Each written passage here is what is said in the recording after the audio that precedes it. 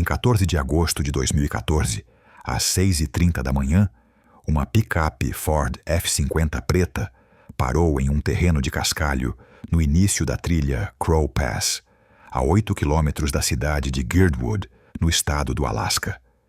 2 homens saíram do carro, colocaram mochilas pesadas nos ombros e desapareceram na densa névoa que envolvia o sopé das montanhas Chugach. Eles planejavam percorrer 42 quilômetros por terrenos selvagens e voltar para casa 3 dias depois, no domingo à noite. Mas nem no domingo, nem na segunda-feira, nem mesmo um ano depois, eles voltariam para suas famílias como haviam partido. Essa viagem seria o início de um dos casos mais confusos da história do estado, onde a beleza da natureza selvagem esconderia um cálculo frio, e a única testemunha dos acontecimentos se revelaria a fonte mais duvidosa da verdade. Agosto de 2014.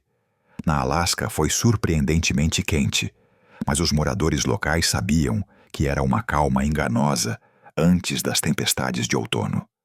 Foi nesse período que 2 amigos íntimos e antigos parceiros de negócios, Harry Boyd, de 35 anos, e Philip Smith, de 37, decidiram fazer uma pausa em suas agendas lotadas. Os proprietários da construtora Northern Edge Homes planejavam percorrer a rota clássica de Crow Pass, 42 quilômetros de natureza selvagem que ligam a cidade de Girdwood ao Eagle River Nature Center. Os 2 homens tinham reputação de turistas experientes, que já haviam conquistado várias vezes as trilhas difíceis do estado. Por isso, sua decisão não causou preocupação aos familiares. De acordo com a cronologia reconstruída dos eventos, a preparação para a caminhada foi meticulosa. No dia 13 de agosto, na véspera da partida, Harry e Philip visitaram uma loja especializada em equipamentos no centro de Anchorage. O recibo, encontrado mais tarde pela polícia, registrou a hora da compra, 18h20. A lista de compras incluía alimentos liofilizados para 3 dias, botijões de gás para o fogão, repelente de ursos e novos bastões de trekking para Harry. Eles estavam preparados para sobreviver de forma autônoma na natureza selvagem, contando com completar a rota em 3 dias.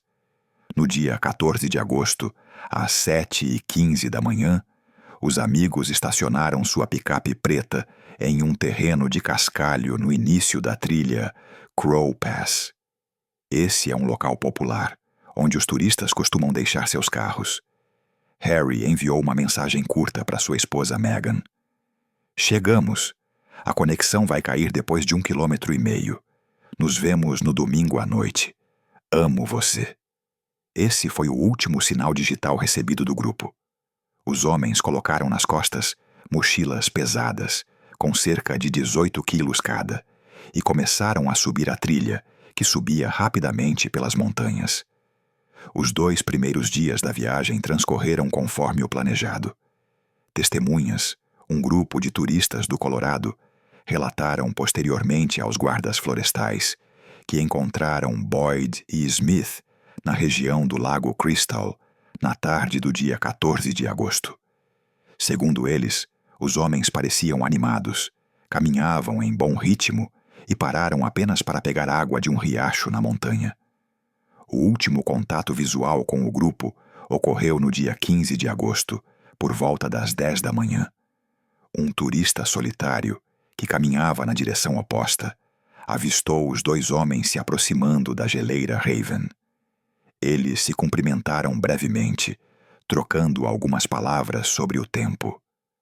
O céu já começava a ficar coberto por nuvens pesadas. Os problemas começaram na noite de 17 de agosto. A esposa de Philip, Sarah, esperava o marido voltar para jantar, por volta das 18 horas. Quando o telefone de Philip continuou sem tocar às 20 horas, ela atribuiu isso ao cansaço ou a um atraso na trilha. No entanto, quando o relógio passou da meia-noite e depois das 6 da manhã do dia 18 de agosto, a preocupação se transformou em pânico. Nenhum dos homens entrou em contato, apareceu em casa ou foi trabalhar na segunda-feira de manhã. Às 8h30, Sarah Smith ligou para a Delegacia de Polícia do Estado do Alasca para registrar um boletim de ocorrência. A reação das autoridades foi imediata. Às 11 horas, um policial confirmou que a picape Ford preta ainda estava estacionada no início da trilha. O carro estava coberto por uma camada de poeira e orvalho matinal. Os pneus estavam frios e dentro dele havia um bilhete com a data em que foi estacionado. Ficou claro, Harry e Philip não haviam saído da floresta. A situação era complicada pelo ciclone que se aproximava do lado da Baía do Alasca. A temperatura do ar nas montanhas começou a cair rapidamente, aproximando-se dos 32 graus Fahrenheit, e a visibilidade reduziu-se a algumas centenas de metros devido ao nevoeiro espesso e à chuva. Em 19 de agosto, começou uma operação de busca e resgate em grande escala, com o nome de código Busca do Norte. O quartel-general foi montado bem na entrada do Parque Nacional. Foram chamados helicópteros da Alaska State Troopers, equipados com câmeras térmicas, e 30 socorristas profissionais. Grupos terrestres dividiram a rota de 26 milhas em setores. Equipes sinológicas com cães farejadores tentaram seguir o rastro do carro, mas o cheiro desapareceu após 2 milhas, em um desmoronamento rochoso, lavado pelas fortes chuvas noturnas.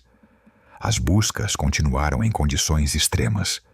O nível da água no rio Eagle subiu 3 pés, transformando as travessias habituais em armadilhas mortais. Os socorristas foram obrigados a usar cabos de segurança para se deslocarem ao longo das correntes turbulentas. Os helicópteros examinaram metodicamente as fendas nas geleiras Raven e Eagle, pairando sobre abismos perigosos com centenas de pés de profundidade. Os pilotos arriscaram suas vidas manobrando entre as rochas em condições de baixa nebulosidade, mas nenhum sinal de roupas turísticas brilhantes ou fogueiras de sinalização foi encontrado. No dia 22 de agosto, 5 dias após a data prevista de retorno, a esperança começou a se esvaecer. O chefe da equipe de busca, capitão Michael Anderson, observou em seu relatório que as chances de sobrevivência sem abrigo em tais condições climáticas estavam se aproximando rapidamente de zero. Os voluntários encontraram apenas um sapato velho e meio podre, que, segundo a perícia, não pertencia a nenhum dos desaparecidos e estava na floresta há pelo menos 5 anos. As famílias dos desaparecidos estavam em estado de choque. Sarah Smith e Megan Boyd iam diariamente ao quartel-general na esperança de receber alguma notícia. Megan contou aos detetives que Harry se queixava de dores no joelho antes da caminhada e levantou a teoria de que ele poderia ter se machucado e Philip teria ficado com ele, sem poder pedir ajuda.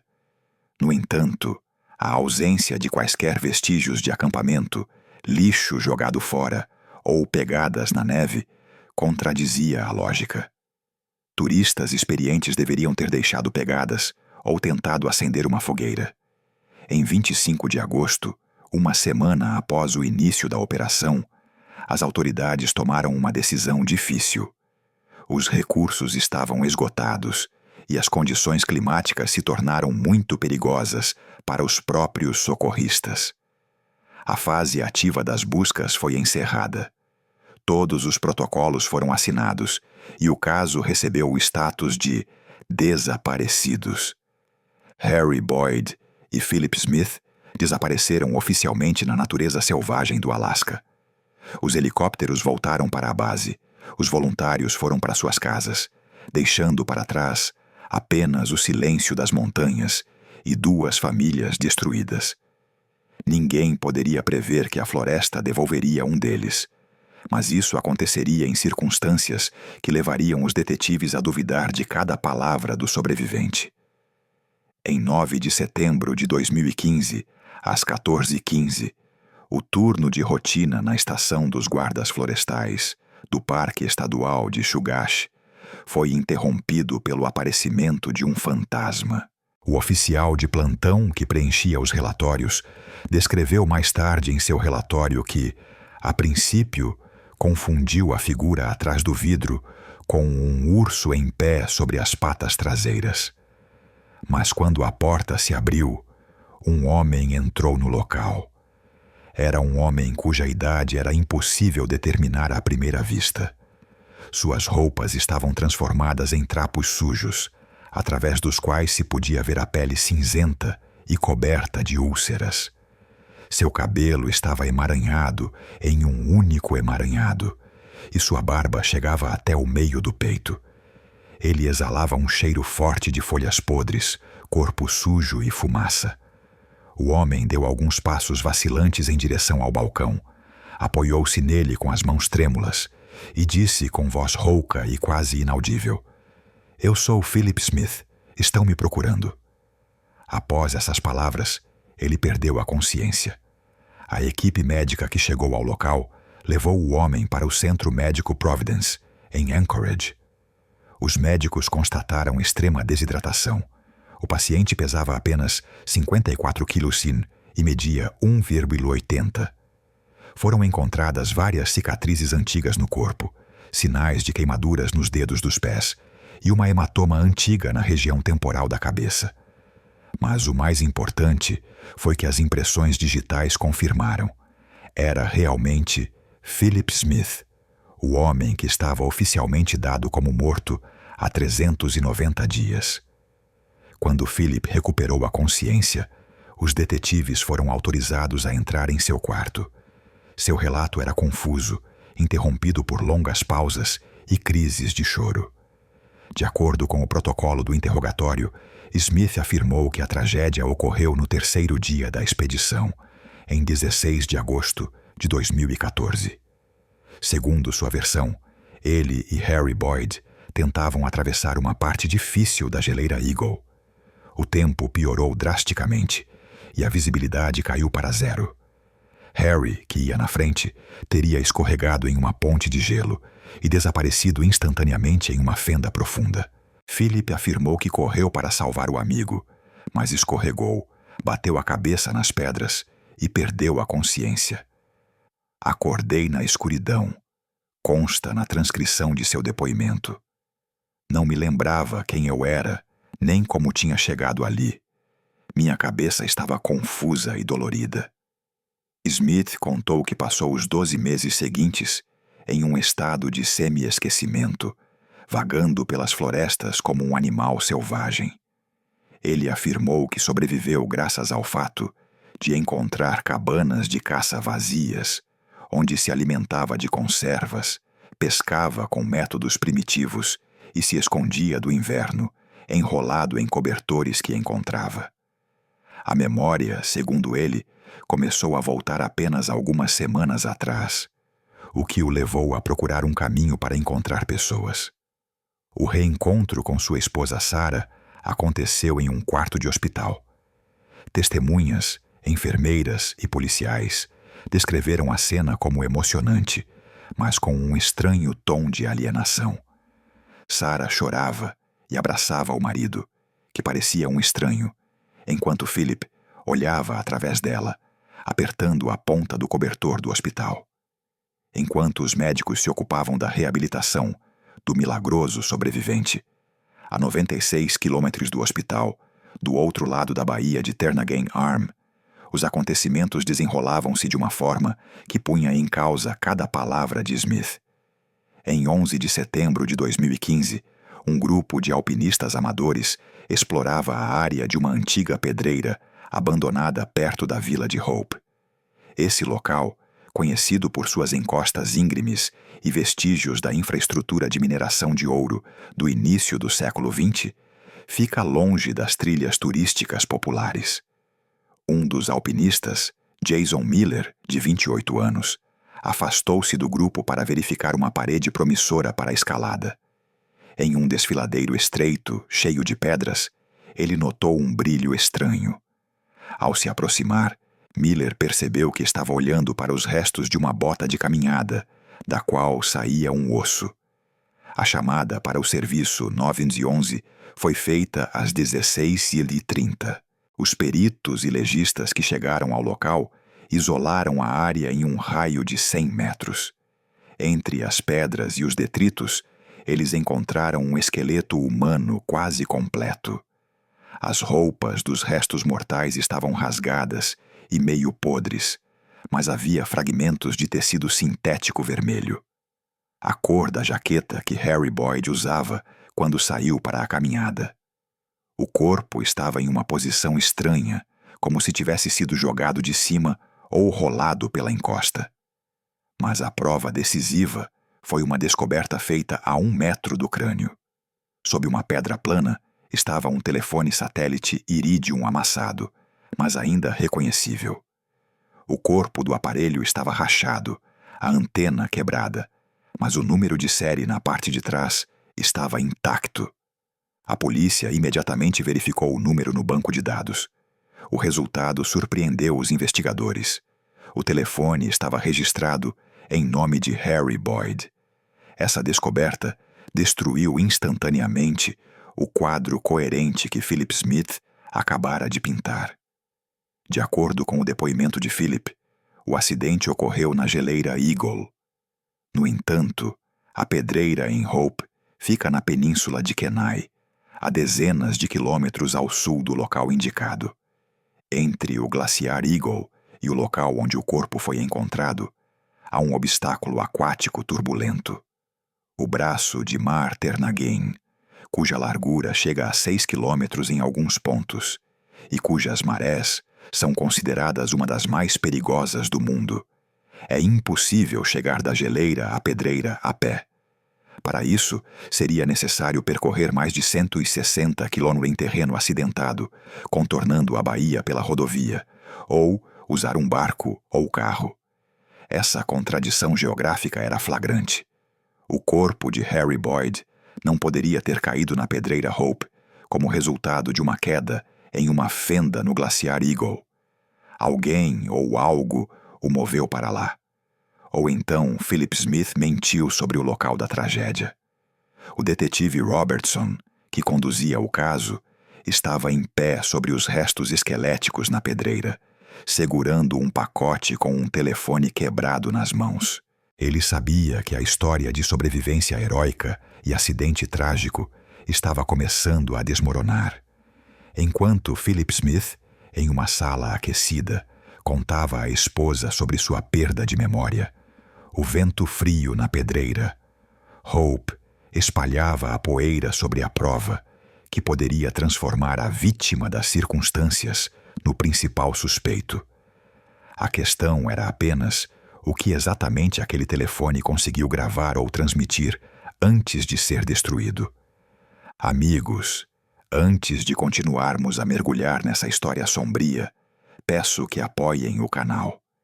Inscrevam-se, curtam este vídeo e deixem qualquer comentário. Isso ajuda os algoritmos do YouTube a promover o conteúdo para que mais pessoas possam assisti-lo. Sua atividade é a melhor motivação para buscar novos casos misteriosos. A distância geográfica entre a história do sobrevivente e o local onde o corpo foi encontrado levou a polícia local a transferir o caso para uma instância superior. Em 14 de setembro de 2015, pastas com a inscrição Caso Boyd Smith foram colocadas sobre a mesa dos detetives do Departamento de Investigação do Alasca. O que começou como um trágico acidente nas montanhas foi instantaneamente reclassificado como uma investigação de morte suspeita. O primeiro golpe, segundo a versão de Philip, foi desferido pela perícia médico-legal.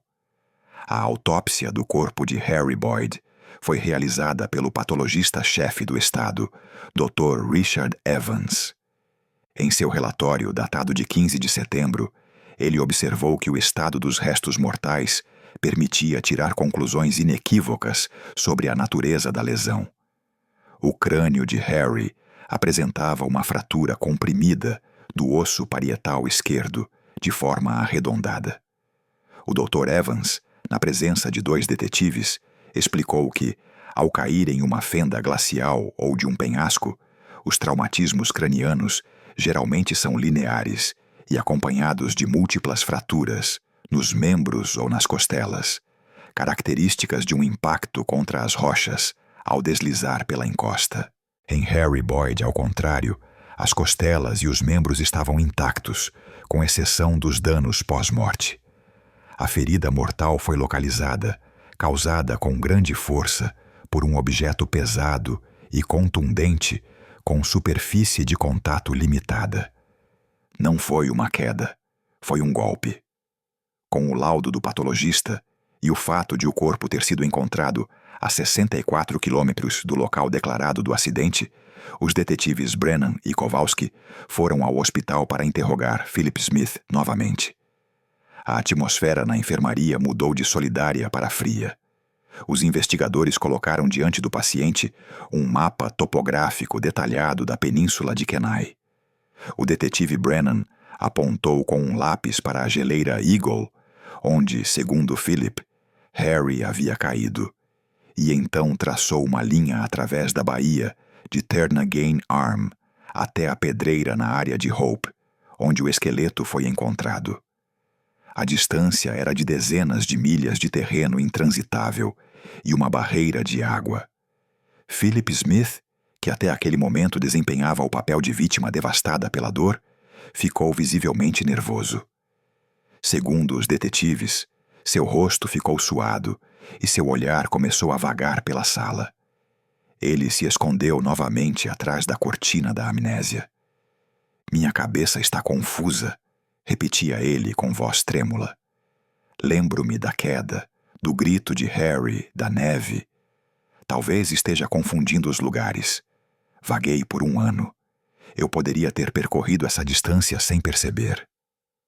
No entanto, quando questionado sobre como o corpo do amigo falecido poderia ter percorrido essa distância junto com ele através da baía tempestuosa, Philip não respondeu, fechando-se em si mesmo e insistindo na versão do acidente. Paralelamente ao interrogatório de Philip, outro grupo de investigadores trabalhava com sua esposa, Sarah Smith. Seu depoimento foi o catalisador que transformou as suspeitas em certeza. A mulher parecia exausta e assustada. Ela confessou que o homem que voltou da floresta não se parecia com seu marido. Não era por causa da barba ou das cicatrizes. Sarah contou que Philip se tornou emocionalmente frio, calculista e desconfiado. Quando ficavam a sós, ele se confundia nos detalhes de sua aventura a Robinson Crusoe. Certa vez, ele lembrou-se de como, em dezembro, pescava salmão em um riacho nas montanhas, embora Sarah, que cresceu no Alasca, soubesse que, nessa época, os rios congelam até o fundo e os peixes não sobem tão alto. Em outra ocasião, ele descreveu uma noite em uma cabana com telhado vermelho, que, como ela se lembrava de suas antigas viagens, havia sido demolida 5 anos antes.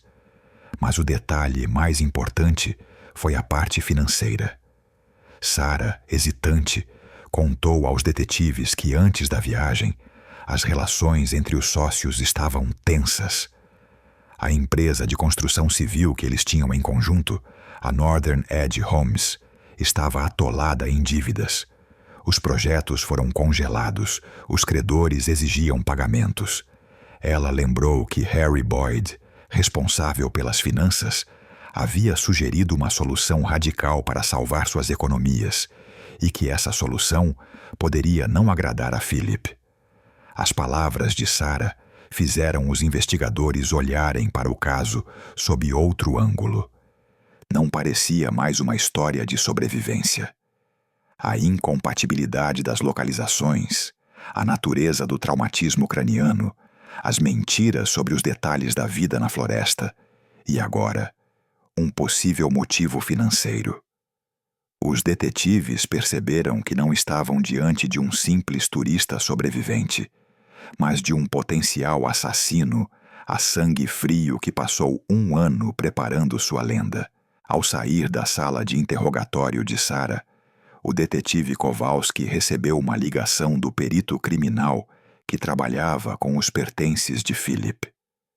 O especialista informou que, nos restos da roupa com que Smith se apresentou aos guardas florestais, foram encontradas micropartículas que não correspondiam à vegetação da floresta selvagem, mas coincidiam perfeitamente com o material que só pode ser encontrado em um local específico. Um local sobre o qual Philip tentava manter silêncio. Enquanto Philip Smith recuperava as forças no quarto do hospital, os detetives do Departamento de Investigação do Alasca começaram o trabalho meticuloso de verificar cada palavra de sua incrível história. A história de um ano de sobrevivência nas condições adversas da floresta de Chugach soava heróica para a imprensa, mas para os investigadores era um conjunto de fatos que precisavam ser confirmados.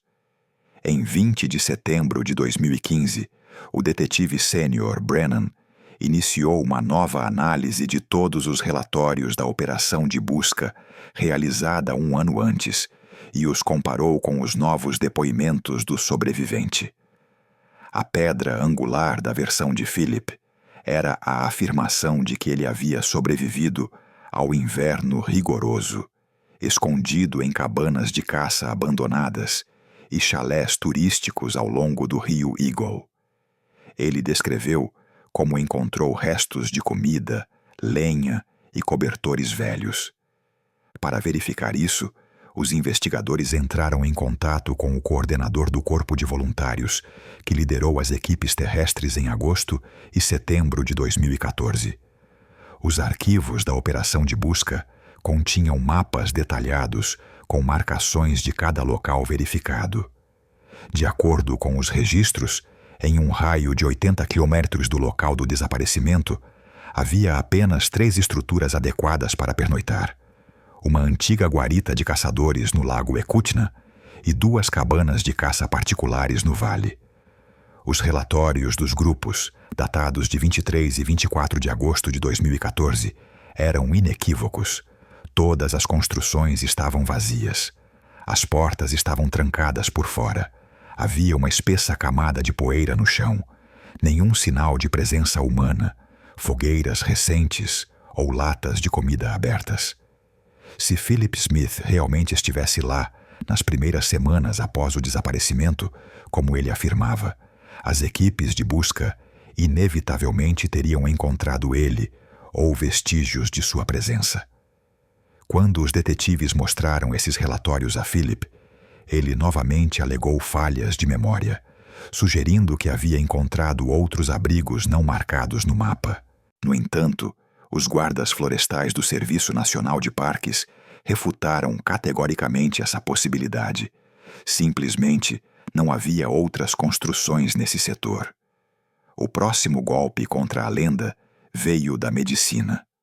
A doutora Elizabeth Wong, fisiologista e especialista em consequências de jejum prolongado, realizou um exame detalhado de Philip a pedido da investigação. Em sua conclusão, ela chamou a atenção para a natureza estranha da emaciação do paciente. Sim, Smith perdeu muito peso e parecia exausto, mas a estrutura de seu tecido muscular contava uma história diferente. Uma pessoa que, durante um ano, é obrigada a percorrer diariamente quilômetros em terreno acidentado, caçar, coletar lenha e lutar contra o frio, apresenta um tipo específico de atrofia muscular, combinada com um endurecimento característico dos ligamentos e tendões. O corpo se adapta a cargas extremas, mesmo com déficit calórico. Por outro lado, os músculos de Philip eram macios e flácidos, o que é característico da hipodinamia, um estilo de vida sedentário em um espaço confinado. O estado de sua pele e dentes também levantou suspeitas. A doutora Wong observou em seu relatório: o paciente não apresenta sinais de escorbuto, que inevitavelmente se desenvolveria em 12 meses sem acesso à vitamina C, nas condições do inverno do Alasca. O estado do esmalte dos dentes É muito bom para uma pessoa que, segundo ela, se alimentava de casca de árvore, raízes e pequenos animais sem higiene adequada. A ausência de queimaduras profundas, que deveriam ter ficado após um inverno com temperaturas de até 30 graus negativos. Fahrenheit minou definitivamente a credibilidade da parte médica de sua história. A terceira etapa da verificação foi o teste de sobrevivência. Os detetives convidaram um consultor, instrutor de sobrevivência das Forças Aéreas, para analisar as transcrições dos interrogatórios de Philippe. O especialista imediatamente apontou discrepâncias críticas nos detalhes. Quando Philippa foi questionado sobre as formas de fazer fogo depois que os fósforos acabaram, ele deu respostas vagas sobre friccionar gravetos, mas não conseguiu descrever uma técnica específica, nem o método do arco, nem o da broca manual, que exigem habilidades e materiais específicos. Suas descrições da caça a lebres e perdizes eram ingênuas e lembravam mais cenas de filmes de aventura do que a realidade. Ele não conseguiu explicar como exatamente ele fazia as armadilhas, que material usava, já que a linha de nylon se rompe com o tempo, e como processava as carcaças para evitar a infecção por tularemia, uma doença comum entre os roedores do Alasca. Especialmente revelador foi o momento em que o investigador perguntou sobre os ursos. Na região do rio Eagle, a densidade populacional de ursos pardos é uma das mais altas da região. É praticamente impossível viver lá por um ano sem ter nenhum conflito sério com predadores. Philip, porém, afirmou que simplesmente se escondia deles. O instrutor resumiu sua análise com uma frase seca no relatório. O sujeito descreve a floresta como alguém que só viu a natureza na televisão. Ele não demonstra nenhum conhecimento específico sobre a flora, a fauna ou as mudanças sazonais do clima. No final de setembro de 2015, a equipe de investigação tinha em mãos provas irrefutáveis de que a história de Philip Smith era uma completa invenção. Ele não estava na floresta. Ele não caiu em uma fenda. Ele não passou fome nas montanhas nevadas. Durante todo esse tempo, enquanto os socorristas arriscavam suas vidas e as famílias choravam os desaparecidos, Philip estava em outro lugar, quente, seguro e provavelmente preparado com antecedência. A imagem do mártir que milagrosamente voltou daquele mundo desmoronou diante dos olhos de todos. Restava apenas uma pergunta, mas a mais importante. Se ele não sobreviveu na floresta, o que ele fez durante um ano inteiro? E qual foi a verdadeira razão que o levou a inventar essa grande mentira? A resposta começou a surgir quando os detetives perceberam que o que Philip mais tentava esconder não era seu passado na floresta, mas seu futuro, que ele havia planejado cuidadosamente antes mesmo de pisar na trilha da passagem dos corvos. Quando o mito da sobrevivência heróica se dissipou, os investigadores prestaram atenção ao motivo mais antigo do mundo: o dinheiro. Em 2 de outubro de 2015, o detetive Brennan recebeu uma ordem judicial para acessar todos os documentos financeiros e corporativos da empresa Northern Edge Homes e as contas pessoais de seus proprietários. O que foi revelado aos auditores do Departamento de Investigação transformou o caso de um homicídio comum em um esquema financeiro cuidadosamente planejado. De acordo com os extratos bancários, a construtora, que parecia bem-sucedida no papel, estava, na verdade, afundando em dívidas. Os problemas começaram no início de 2013, quando o projeto de um condomínio de luxo nos subúrbios de Anchorage foi congelado devido a problemas com a documentação de licenciamento. Os fundos investidos, mais de $1,5 milhão, ficaram suspensos no ar. Harry Boyd, como principal investidor, investiu na empresa a maior parte de suas economias e fez um empréstimo com sua casa como garantia. Philip Smith, responsável pela gestão operacional e pelo trabalho com os empreiteiros, não investiu seus próprios recursos, mas sua segurança financeira dependia totalmente do sucesso do negócio. Os investigadores encontraram correspondência eletrônica entre os sócios, datada de julho de 2014, um mês antes da fatídica expedição. O tom das cartas era tenso. Em uma carta de 25 de julho, Harry escreveu: Phil, não podemos mais adiar. O banco está exigindo os pagamentos. Consultei um advogado. A melhor saída é declarar falência e liquidar os ativos. Estou saindo do jogo. Para Philip, isso significava uma catástrofe. Se Harry retirasse sua parte ou iniciasse o processo de falência, Smith ficaria sem nada. Além disso, uma auditoria interna realizada por Harry, cujos vestígios foram encontrados em seu laptop de trabalho, indicava o desvio de fundos corporativos. Philip, ao que parece, usou o dinheiro da empresa para cobrir suas próprias dívidas de jogos de azar em cassinos online. O valor chegava a $50 mil. A saída de Harry do negócio inevitavelmente levaria a uma auditoria que revelaria essas fraudes, o que ameaçava Philip não apenas com a pobreza, mas também com a prisão. Mas o documento mais importante não foi encontrado no escritório da empresa, e sim no cofre de um agente de seguros em Anchorage. Em 6 de outubro, os investigadores apreenderam uma cópia do contrato de seguro de vida de Harry Boyd. A apólice foi emitida em 2012, quando os negócios iam bem, como parte de um pacote padrão de seguro para a pessoa-chave da empresa, Keyman Insurance. Esse tipo de seguro prevê o pagamento de uma indenização à empresa em caso de morte de um dos sócios, para que o negócio possa continuar funcionando. No entanto, havia um detalhe que mudou tudo. 2 semanas antes da expedição, em 1º de agosto de 2014, foram feitas alterações na apólice. O valor do pagamento foi aumentado de 500 mil para $2 milhões. A assinatura de Harry estava presente nas alterações, mas uma perícia grafológica realizada posteriormente colocou em dúvida sua autenticidade.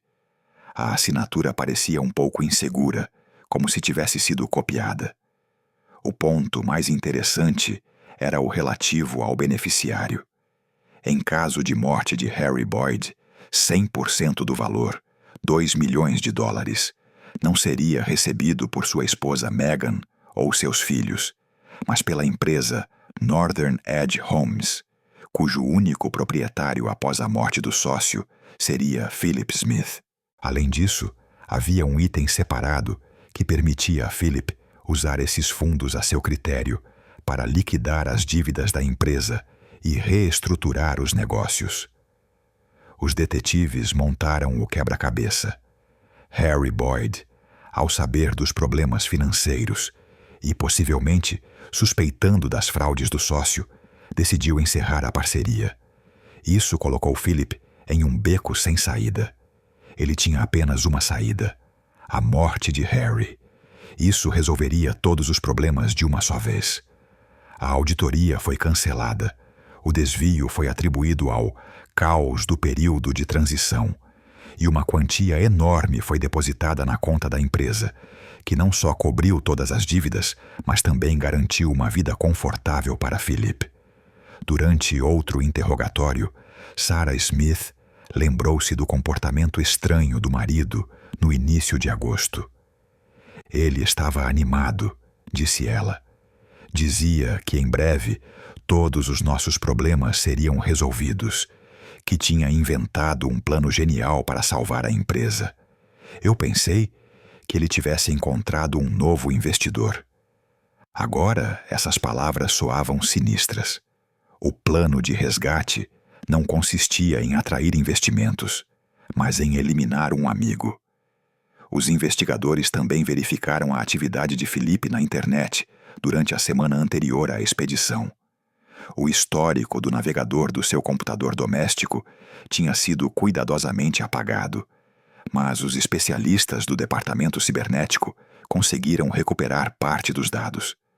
No dia 7 de agosto, às 2 da manhã, o usuário pesquisou informações sobre prazos para pagamento de seguro em caso de desaparecimento, quanto tempo duram as buscas nas montanhas e estatísticas de desaparecimentos não resolvidos no Alasca.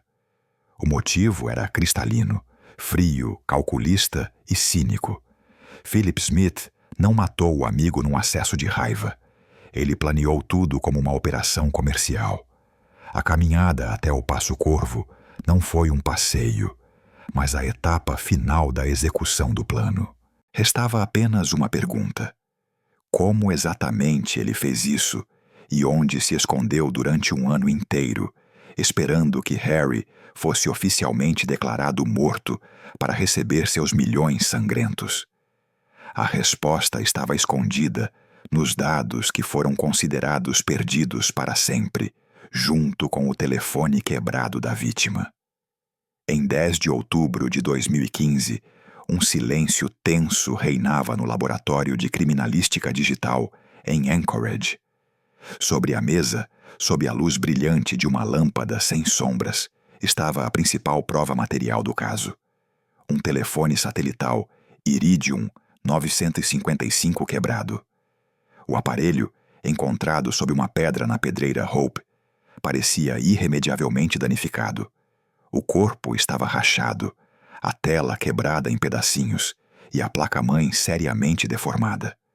Para Philip Smith, esse telefone era apenas um monte de plástico e microchips que ele achava ter destruído completamente com uma pedrada 1 ano atrás. Mas para o especialista sênior do Departamento de Crimes Cibernéticos, Mark Olson, era um desafio. O processo de recuperação de dados parecia uma cirurgia neurológica. Os engenheiros tiveram que usar o método chip-off, soltar fisicamente o chip de memória da placa danificada e colocá-lo em um leitor especial. O procedimento levou 3 dias de trabalho minucioso sob o microscópio. No dia 13 de outubro, às 14h20, as primeiras linhas do código hexadecimal apareceram no monitor do computador. O fantasma digital de Harry Boyd falou. A maioria dos dados estava irremediavelmente perdida. Os setores de memória estavam fisicamente destruídos. Mas na área de rascunhos, entre o lixo do sistema, os especialistas encontraram um fragmento de texto que fez seus corações acelerarem. Era uma mensagem criada em 16 de agosto de 2014, às 20h45. O destinatário era Meghan, esposa de Harry. A mensagem nunca foi enviada devido à falta de sinal do satélite ou à destruição repentina do telefone, mas permaneceu na memória do dispositivo. O texto era fragmentado, provavelmente digitado em um estado de forte estresse ou pânico. Felipe, dinheiro, não foi um acidente, carreira, ele enlouqueceu, avise a polícia. Essas poucas palavras se tornaram o elemento que faltava para transformar a teoria em fato. Em primeiro lugar, a hora em que a mensagem foi criada, na noite de 16 de agosto, refutava completamente o depoimento de Philip. De acordo com sua versão, Harry já estava morto naquele momento, tendo caído em uma fenda no glaciar a 64 quilômetros dali. A mensagem provava que Harry estava vivo, estava na pedreira, o que confirmava a localização do corpo, e o mais importante, estava ciente do perigo que seu amigo representava. As palavras "não foi um acidente" e "dinheiro" apontavam diretamente para o motivo que os investigadores já suspeitavam. Enquanto o laboratório decifrou as últimas palavras da vítima, outro grupo de detetives trabalhou na parte material do crime. Os investigadores compreenderam que, se fosse um assassinato planejado e não uma briga espontânea, a arma do crime deveria ter sido preparada com antecedência. A natureza da lesão no crânio de Harry, uma fratura côncava de forma arredondada, exigia um instrumento específico. Uma pedra comum teria deixado bordas irregulares e numerosas rachaduras. Aqui, o golpe foi preciso e devastador. O detetive Kowalski concentrou-se na análise dos extratos bancários de Philip Smith do mês anterior à viagem. A maioria das transações era normal: alimentos, combustível, pagamento de serviços públicos. Mas uma compra feita em 11 de agosto, 3 dias antes da partida, chamou a atenção. Transação no valor de $87,50 na loja Nick River Supply. Era uma loja de artigos domésticos na cidade de Palmer, localizada a 64 km ao norte de Anchorage. A lógica era compreensível. Philip não queria comprar coisas suspeitas nos lugares habituais, onde poderia ser reconhecido. Por isso, foi à cidade vizinha. Os investigadores dirigiram-se imediatamente a Palmer. O proprietário da loja, depois de consultar o arquivo de recibos, confirmou a compra. A lista de compras chocou até mesmo os policiais experientes. Além de itens pequenos, como luvas de trabalho, o recibo continha 2 itens: picareta com cabo de fibra de vidro, peso de 5 libras, e corda estática 100 libras, preta. Os detetives entraram em contato com um especialista em equipamentos turísticos. Sua reação foi inequívoca. Ninguém, absolutamente ninguém, leva uma picareta de 5 libras para uma caminhada de 26 milhas. É uma ferramenta para trabalhos de terraplenagem, para quebrar pedras em uma casa de campo, não para trilhas. É peso extra que só vai cansar o turista. Só se leva algo assim na mochila com um único objetivo: se você sabe com certeza que vai cavar ou quebrar alguma coisa. Os investigadores compararam a forma da picareta, cujo modelo encontraram no catálogo da loja, com as fotos do crânio de Harry Boyd. A geometria da parte metálica da ferramenta coincidia perfeitamente com a forma da fratura compressiva.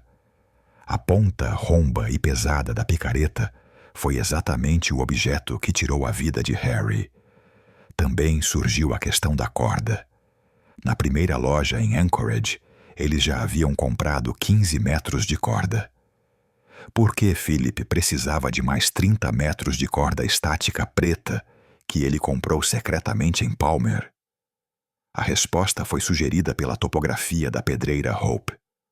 O corpo foi encontrado em um desfiladeiro profundo, onde é difícil descer sem segurança. Provavelmente, Philip usou essa corda para descer o corpo do amigo, ou Harry ainda vivo, até o fundo, imitando uma queda, ou para sair de lá depois do crime. Em 15 de outubro de 2015, a equipe de investigação se reuniu no gabinete do promotor distrital. Sobre a mesa, havia 2 documentos que fechavam o cerco em torno de Philip Smith. O primeiro era uma cópia da mensagem póstuma de Harry, na qual ele acusava diretamente seu parceiro. O segundo era uma cópia do cheque para a compra da arma do crime 3 dias antes do crime. Não era mais um caso de desaparecimento. Era um caso de homicídio doloso, com premeditação, motivado por interesses pessoais e planejado com cruel meticulosidade. Philip Smith, que agora estava em sua casa sob a supervisão da esposa, acreditava que o pior já havia passado. Ele pensava que sua lenda de sobrevivência havia resistido ao teste e que a ausência do corpo, como ele acreditava até recentemente, e o telefone destruído lhe garantiriam a liberdade e os milhões do seguro. Ele não sabia que seu próprio rastro digital e o recibo da loja esquecida em Palmer já haviam assinado sua sentença. Carros da polícia sem sirenes saíram do estacionamento da delegacia, indo em direção à casa dos Smith. Chegou a hora de fazer as perguntas finais, para as quais Philip não teria respostas preparadas. Em 16 de outubro de 2015, exatamente às 9 da manhã, Philip Smith entrou na sala de interrogatório número 2 do Departamento de Investigação do Alasca. Ele estava vestido com uma camisa limpa, barbeado e com uma aparência muito melhor do que durante seu dramático retorno da floresta um mês atrás. Ele estava acompanhado por um advogado, contratado pela família após as primeiras perguntas incômodas da polícia. Philip mantinha-se confiante, esperando que fosse mais uma conversa formal para encerrar o caso do acidente. Ele não sabia que do outro lado do espelho estavam o promotor público e o chefe da divisão de homicídios, e que a pasta sobre a mesa, diante dos detetives Brennan e Kowalski, não continha os autos do caso, mas um mandado de prisão. O interrogatório começou em um tom enganosamente calmo. O detetive Brennan ligou o gravador e pediu a Philip mais uma vez, para esclarecer pequenos detalhes, que contasse sobre o momento da morte de Harry Boyd. Smith, suspirando com um cansaço fingido, começou sua história decorada. 16 de agosto, geleira Eagle, nevasca repentina. O pé de Harry escorrega em uma fenda, grito, silêncio. Ele falava com voz calma, às vezes fazendo pausas para representar a dor emocional. Quando terminou, o silêncio tomou conta da sala. O detetive Kowalski abriu lentamente a pasta e colocou a primeira foto sobre a mesa de metal. Era uma foto do local onde o corpo foi encontrado. Uma pedreira em Hope, cercada por equipamentos enferrujados, longe das calotas de neve das geleiras. Philip, disse o detetive baixinho, encontramos Harry, mas não na fenda da geleira. Nós o encontramos em uma pedreira abandonada a 65 km dali, do outro lado da baía. Como você pode explicar isso? A confiança no rosto de Smith se desfez. Ele piscou os olhos e esticou-se para pegar o copo de água. Seu advogado tentou intervir, mas Philip levantou a mão, impedindo-o. É um erro, murmurou ele. Talvez o corpo tenha sido movido por animais, ursos, ou pela correnteza do rio subglacial. A correnteza não transporta corpos através da baía oceânica e não os leva para as encostas das pedreiras, Philip, retrucou Brennan. Sem dar tempo para o suspeito se recompor, ele apresentou o próximo documento, o laudo do patologista. E os ursos não fazem buracos perfeitamente redondos no crânio. A perícia mostrou que Harry não caiu. Ele foi golpeado com um objeto pesado, semelhante a um martelo ou uma picareta. Ao ouvir a palavra picareta, Philip empalideceu. Suas mãos apoiadas sobre a mesa se fecharam em punhos. Os detetives viram a veia em seu pescoço pulsar. Foi o momento em que ele passou da defesa para o pânico. Os investigadores continuaram metodicamente a destruir seu mundo. Colocaram sobre a mesa uma cópia da apólice de seguro alterada. 2 milhões de dólares, Philip. Era isso que valia a vida do seu melhor amigo? Perguntou Kowalski. Sabemos das dívidas. Sabemos do cassino. Sabemos que Harry ia te abandonar e fazer uma auditoria. Você não o matou por causa de uma briga. Você o matou para fechar suas contas. Philip levantou-se da cadeira. Sua calma deu lugar à agressividade. De acordo com a gravação da câmera de vigilância, ele começou a gritar que os detetives não entendiam nada de negócios, que ele havia salvado a empresa, que Harry era um fraco que queria destruir tudo. Nesse acesso de raiva, ele cometeu um erro fatal. Deixou de falar de Harry como um amigo que lamentava e começou a falar dele como um inimigo que atrapalhava. Isso tudo é mentira, gritou Smith, espirrando saliva. Vocês não podem provar nada. Eu fiquei na floresta por 1 ano. Eu sobrevivi. Em resposta, o detetive Brennan silenciosamente tirou de um saco plástico uma cópia do recibo da loja Nick River Supply.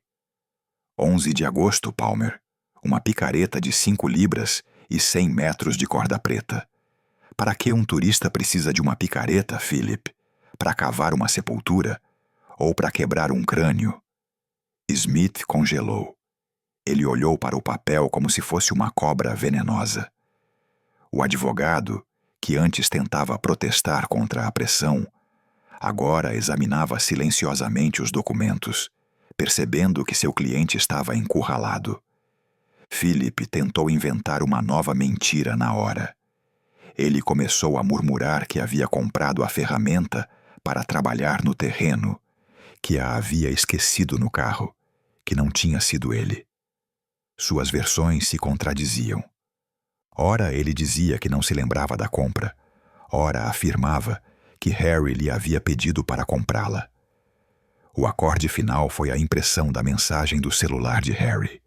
O detetive leu em voz alta, pronunciando cada palavra.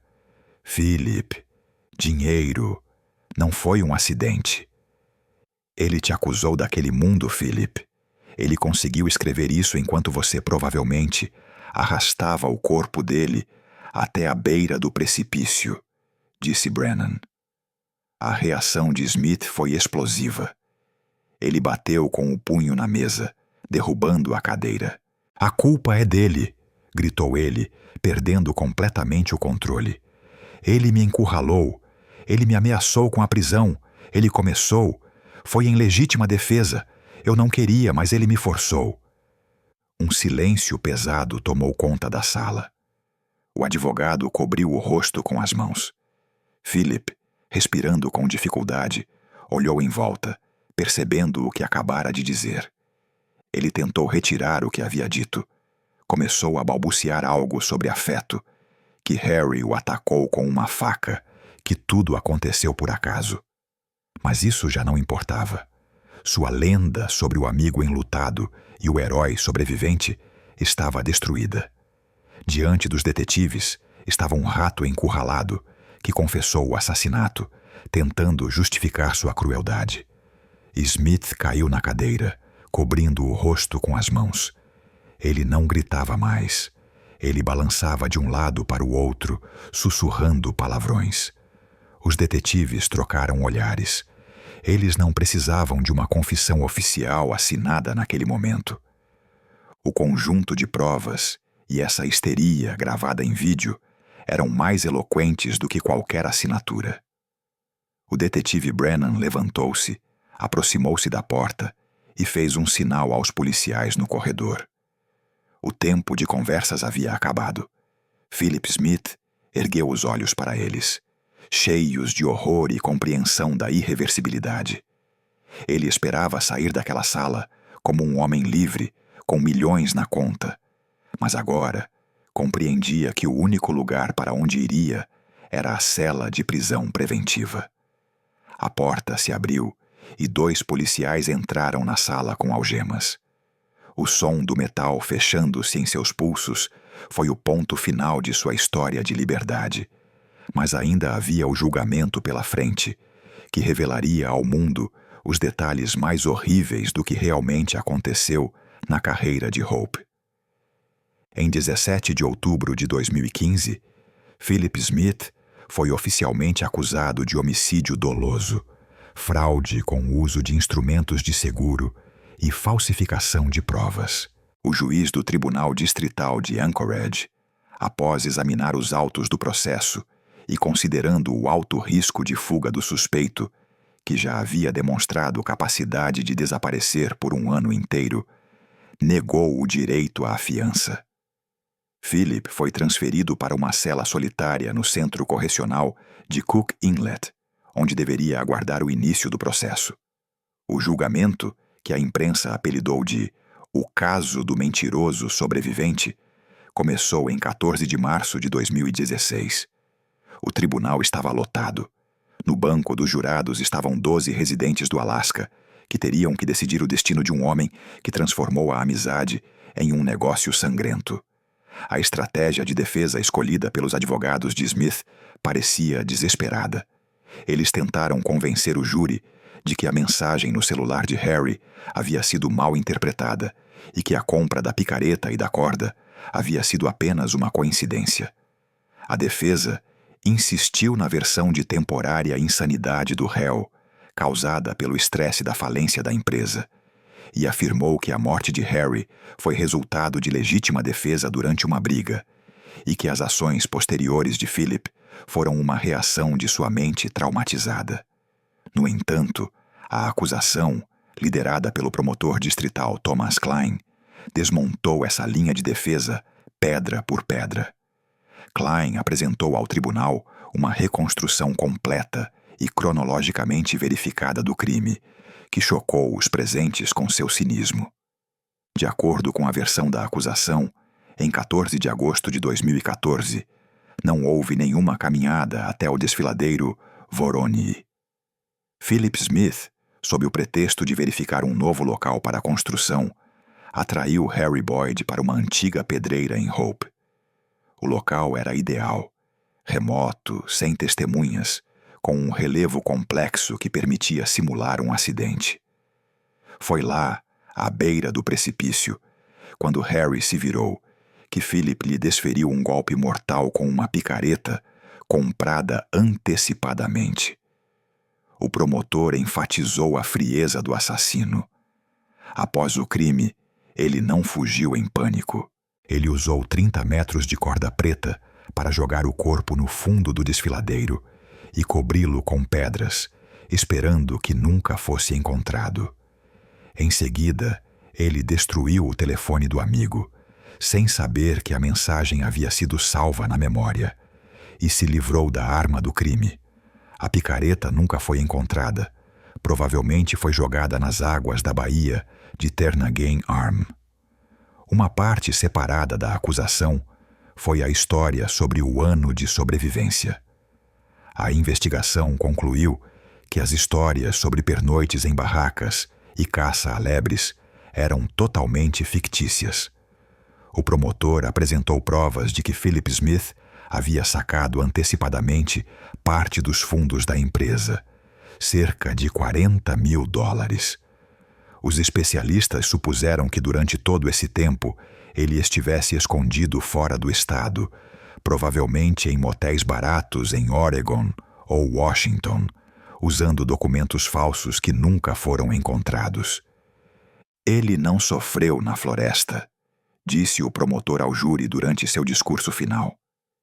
Ele ficou sentado no calor, assistindo televisão e esperando. Ele esperou até que passasse tempo suficiente para que Harry fosse declarado morto. Ele não voltou porque sua memória clareou, nem porque sentiu saudades da esposa. Ele voltou porque ficou sem dinheiro e chegou a hora de receber o prêmio do seguro de $2 milhões. O julgamento durou 3 semanas. O júri levou apenas 4 horas para chegar a um veredito. Em 2 de abril de 2016, o presidente do júri anunciou a decisão, culpado de todas as acusações. Homicídio doloso com agravantes, motivo financeiro. Durante a leitura da sentença, Philip Smith permaneceu imóvel, com o olhar fixo em um único ponto. Sua máscara de vítima finalmente caiu, deixando apenas o olhar vazio de um homem que havia perdido tudo. O juiz, ao ler a sentença, não conteve suas emoções. Ele chamou as ações do réu de ato de extrema baixeza e traição, e observou que a sociedade deve ser protegida para sempre de predadores como esse. Philip Smith foi condenado à prisão perpétua, sem direito à liberdade condicional, por 99 anos. Essa era a pena máxima prevista pela legislação estadual para esse tipo de crime.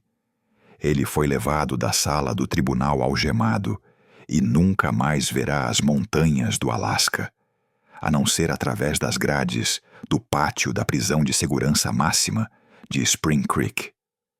Para Sarah Smith, aquele dia foi o fim de um pesadelo e o início de outro.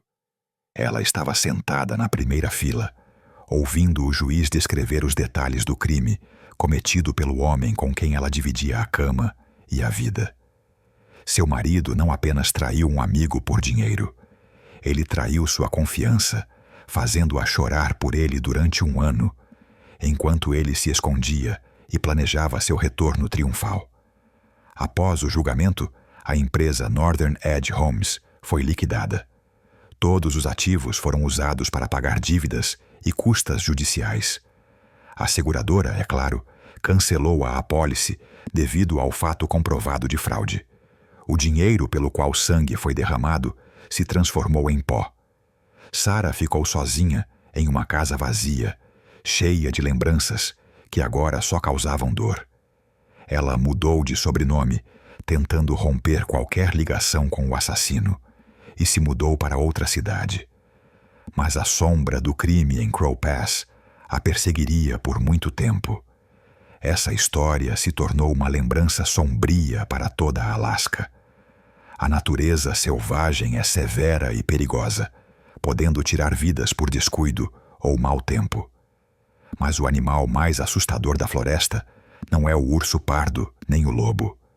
O animal mais assustador é o homem com um sorriso de amigo que caminha atrás de você por uma trilha estreita, segurando uma pesada picareta na mochila. Às vezes, aqueles que retornam do nada trazem consigo uma escuridão mais assustadora do que a própria morte.